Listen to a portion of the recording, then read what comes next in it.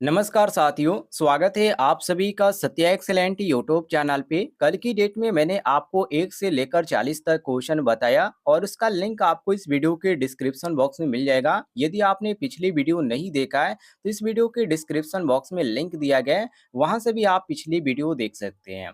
और ये क्वेश्चन हम शुरू करने वाले हैं क्वेश्चन नंबर 40 से। उससे पहले मैं आपको बता दूं, ये question IT second year electrician trade के छात्रों के लिए, जो छात्र सेकेंड ईयर के हैं उनके लिए काफ़ी इम्पोर्टेंट है। और उन सभी के लिए मैंने एक व्हाट्सएप ग्रुप भी बनाया है जिसमें प्रैक्टिकल के पेपर आपको बताए जा रहे हैं। जो भी प्रैक्टिकल का पेपर मेरे पास है मैं व्हाट्सएप ग्रुप में सेंड कर रहा हूँ, या जो भी वीडियो हमने पिछले साल बनाया, जो कि पिछले साल का जो पेपर आया था, वो सभी मैं व्हाट्सएप ग्रुप में सेंड कर दिया हूँ। तो व्हाट्सएप ग्रुप में यदि आप जुड़ना चाहते हैं तो लिंक आपको मिल जाएगा इस वीडियो के डिस्क्रिप्शन बॉक्स में, जहाँ से आप व्हाट्सएप ग्रुप में ज्वाइन होकर किस तरह के क्वेश्चन एग्जाम में पूछे जा रहे हैं, पिछले साल किस तरह के क्वेश्चन पूछे गए थे, ये सभी जानकारी आप देख सकते हैं। तो चलिए आज का क्वेश्चन शुरू करते हैं क्वेश्चन नंबर 40 से।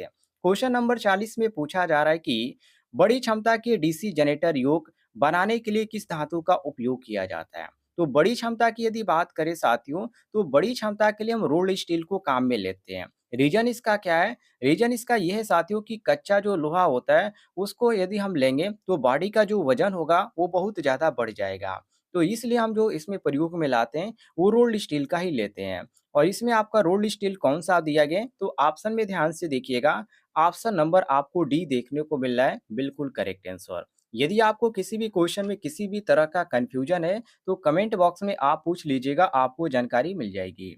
अगले क्वेश्चन की ओर बढ़ते हैं। क्वेश्चन नंबर 41 को देखिए साथियों, जिसमें पूछा जा रहा है कि डीसी जनरेटर में स्प्लिट रिंग का क्या कार्य है। जो यहाँ पर स्प्लिट रिंग होता है उसका यहाँ पर पूछा जाता है। तो मैंने आपको पिछले वीडियो में इसके बारे में आपको जानकारी दिया था कि ये जो आप काम करता है स्प्लिट रिंग, यदि आप इसमें एसी धारा देते हैं तो ये जो होता है एसी को एसी में ही करता है, यदि आप डीसी देते हैं तो डीसी को डीसी में ही बदलता है। तो इसमें एक कह सकते हैं कि एक दिशा धारा होती है।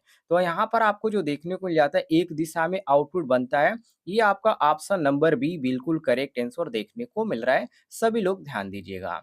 आगे देखिए अगले क्वेश्चन को साथियों। अगला क्वेश्चन आपके सामने क्वेश्चन नंबर 42, जिसमें पूछा जा रहा है कि डीसी जनरेटर में किस प्रकार का वोल्टेज गतिशील रूप से प्रेरित होता है। वेरी वेरी इंपॉर्टेंट क्वेश्चन है। देखिए साथियों, डीसी जनरेटर में जो होता है हमेशा आपको देखने को मिलेगा आर्मेचर में एसी सप्लाई ही दी जाती है। और जनरेटर में यदि आप एसी दें या आप डीसी दें, डायनेमिक ही कहलाएगा। कहने का मतलब यह है साथियों कि ट्रांसफार्मर और इंडक्शन मोटर में स्टैटिक इंड्यूस्ड ईएमएफ होता है, और ईएमएफ कोई भी हो हमेशा एसी वोल्टेज ही कहलाता है।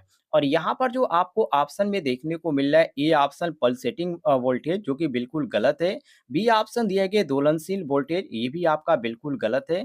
और यहाँ पर आपका दिया गया सी ऑप्शन अल्टरनेटिंग वोल्टेज, जो कि मैंने आपको बताया कि एसी वोल्टेज ही कहलाता है। तो ये आपका एसी मतलब कि अल्टरनेटिंग वोल्टेज ऑप्शन में जो दिया गया है वो आपका सी ऑप्शन दिया गया है। तो सी ऑप्शन साथियों क्वेश्चन के अनुसार हमारा करेक्ट आंसर हो जाएगा, मिला लीजिएगा। अगले क्वेश्चन की ओर बढ़ते हैं। क्वेश्चन नंबर 43 को देखिए, जिसमें पूछा जा रहा है कि एक्स के रूप में चिन्हित स्लॉट का उद्देश्य क्या है। ये जो आपके सामने यहाँ पर स्लॉट बनाया गया इसके बारे में यह पूछा जा रहा है कि ये जो है यहाँ पर एक्स के रूप में जो इंडिकेट किया जा रहा है इसको किस नाम से जाना जाता है। तो सबसे पहले मैं आपको बता दूं साथियों, यहाँ पर जो आपको फिगर देखने को मिल रहा है ये आर्मेचर कोर का एक हिस्सा दिखाया गया है।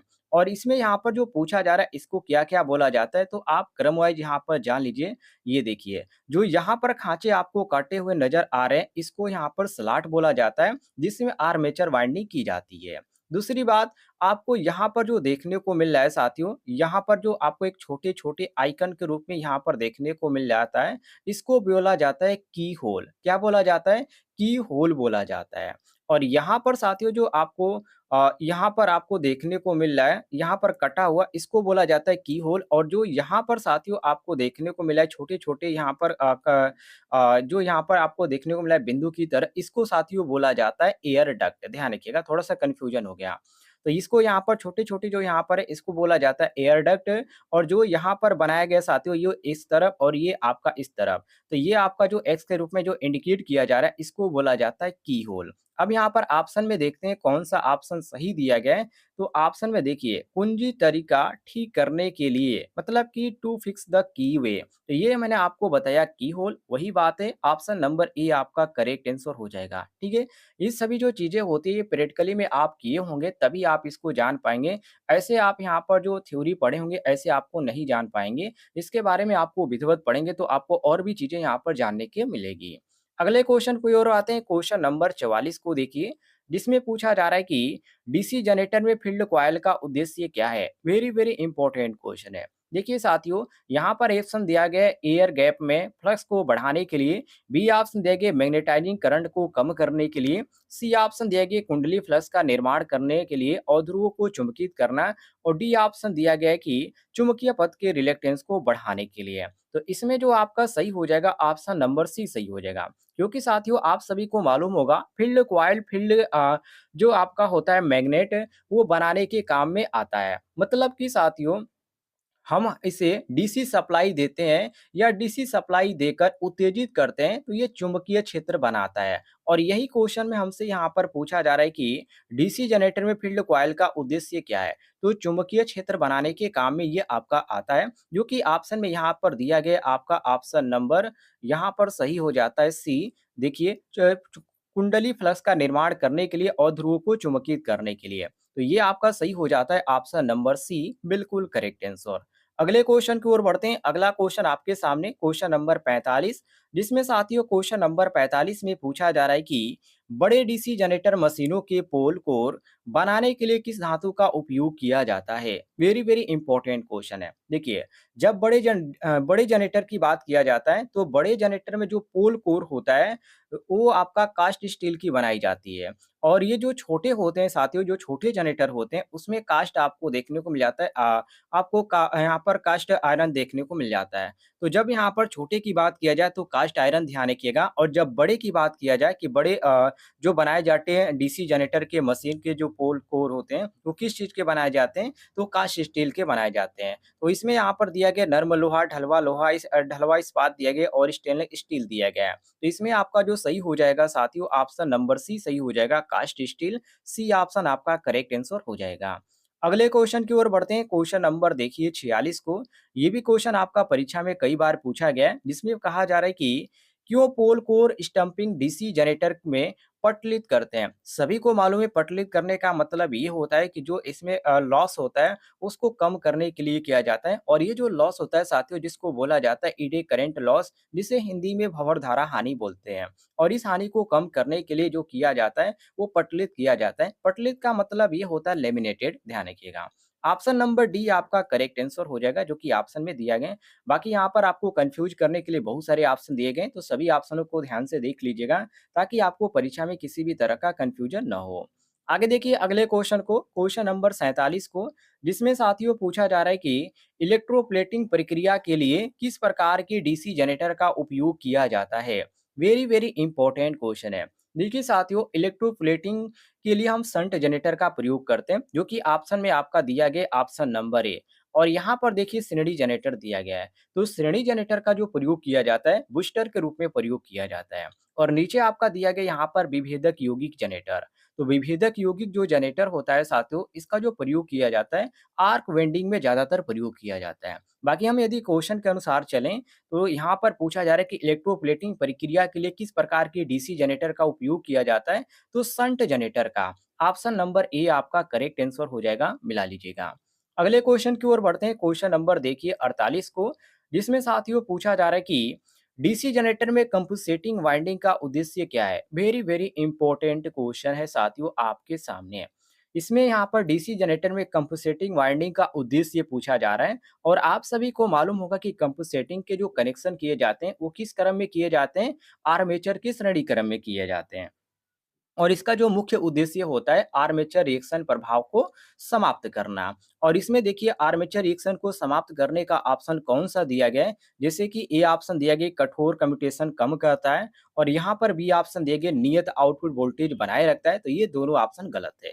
सी ऑप्शन इसमें कहा जा रहा है कि विद्युत चुंबकीकरण प्रभाव को बेअसर करता है। ये आपका ऑप्शन नंबर सी दिया गया है। बेअसर का मतलब यही होता है कि समाप्त करता है या खत्म करता है। Option number C correct answer हो जाएगा। अगले क्वेश्चन की ओर बढ़ते हैं। क्वेश्चन नंबर देखिए 49 को, जिसमें साथियों पूछा जा रहा है कि यदि शंट फील्ड प्रतिरोध क्रांतिक प्रतिरोध मान से ऊपर है तो क्या प्रभाव पड़ता है? डीसी जनरेटर की केस में पूछा जा रहा है। देखिए, शंट फील्ड का प्रतिरोध यदि समान स्थिति में है तो उसमें आपको जो आरएसएच का मान देखने को मिलेगा साथियों, ठीक है? जो यहाँ पर आपको शंट फील्ड प्रतिरोध का मान देखने को मिलेगा, वो आपको 100 से 200 देखने को मिलेगा। कितना होगा? 100 से 200 ओम आपका होता है। और इसमें आपका होता है एक क्रांतिक प्रतिरोध।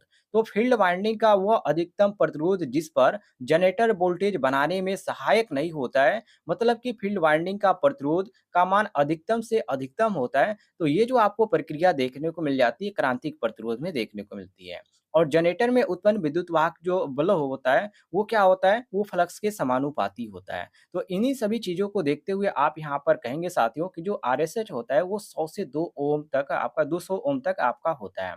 और क्वेश्चन में हमसे ये पूछा जा रहा है कि यदि शंट फील्ड प्रतिरोध क्रांतिक प्रतिरोध के मान से ऊपर है तो क्या प्रभाव पड़ता है? चलिए यहाँ पर आपको ऑप्शन देखते हैं। यहाँ पर दिया गया A option output voltage pulsating है और यहाँ पर बी ऑप्शन दिया गया है कि आउटपुट वोल्टेज सामान्य रूप से ऊपर है और सी ऑप्शन दिया गया है कि जनरेटर वोल्टेज बनाने में विफल रहा है। ये आपका काफ़ी यहाँ पर सही ऑप्शन दिया गया है। ये आपका जो हो जाता है ऑप्शन नंबर सी बिल्कुल करेक्ट आंसर हो जाता है। क्योंकि अभी मैंने आपको बताया कि फील्ड वाइंडिंग का वो अधिकतम प्रतिरोध जिस पर जनरेटर वोल्टेज बनाने में सहायक नहीं होता है, वो आपको क्रांतिक प्रतिरोध में देखने को मिलता है। और क्रांतिक प्रतिरोध में यही यहाँ पर पूछा जा रहा है। बनाने में यहाँ पर आपका सक्षम नहीं होता है या सहायक नहीं होता है का मतलब यही हुआ कि वोल्टेज बनाने में विफल होता है।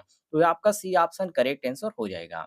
आगे देखिए अगले क्वेश्चन को साथियों, क्वेश्चन नंबर 50 को, जिसमें पूछा जा रहा है कि डीसी जनरेटर में आर्मेचर प्रक्रिया प्रभाव क्या है? वेरी वेरी इंपॉर्टेंट क्वेश्चन है। जो प्रतिक्रिया प्रभाव है वो क्या प्रभाव है? जैसे कि ए ऑप्शन आउटपुट वोल्टेज बढ़ाता है, बी ऑप्शन आउटपुट वोल्टेज कम हो जाता है, सी ऑप्शन आउटपुट वोल्टेज स्पंदित हो रहा है और यहाँ पर दिया गया आपका आउटपुट वोल्टेज शून्य हो जाता है। तो देखिए साथियों, आप हमेशा ध्यान रखिएगा, आर्मेचर फ्लक्स का जो मुख्य फ्लक्स होता है उस पर पड़ने वाला जो विपरीत प्रभाव होता है, जो होता है उसको पड़ने वाला आर्मेचर प्रतिक्रिया कहा जाता है। और इसमें यही पूछा जा रहा है कि डीसी जनरेटर में आर्मेचर प्रतिक्रिया का प्रभाव क्या है? तो इसमें आपका बी ऑप्शन दिया गया, आउटपुट वोल्टेज कम हो जाता है। ये आपका जो सही हो जाता है साथियों ऑप्शन नंबर, यहाँ पर आपका बी ऑप्शन बिल्कुल करेक्ट आंसर हो जाता है, ध्यान रखिएगा। उम्मीद है आपको जानकारी पसंद आई होगी, तो इस वीडियो पर एक लाइक कीजिएगा और चैनल पे नए होंगे तो चैनल को भी सब्सक्राइब कर लीजिएगा।